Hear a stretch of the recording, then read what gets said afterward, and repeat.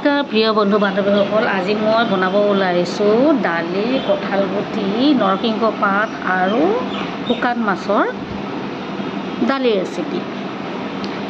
তো হালধি নিমখ দি দিছোঁ দালি, তাতে অলপ মিঠাতেল দি দিছোঁ, টেষ্টি হ'বৰ কাৰণে কঁঠাল গুটি দি দিছোঁ, হৈ গ'ল। পিঁয়াজ দি কৰিছোঁ, আদা নহৰু পেষ্ট, গোলমৰিচ, শুকান মাছ, নৰসিংহ পাত, ধনিয়া, জিৰা, নিমখ, হালধি, নৰসিংহ, মিঠাতেলটো আছেই,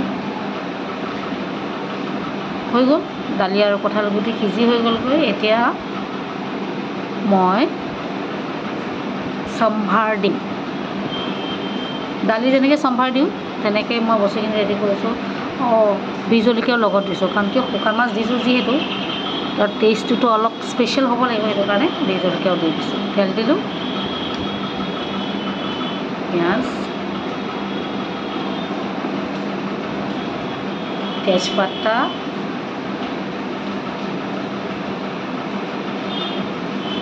জলকীয়া, গোলমৰিচ,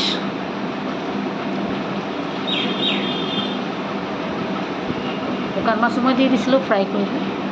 তাৰপিছত সেইখিনি চাওক, লাষ্টত মই গ্ৰীণ জলকীয়াটো দি দিছোঁ, সেউজীয়া যাতে দেখিবলৈ ভাল লাগে, হালধীয়া ভাল, তেনেকৈ মই দি দিলোঁ।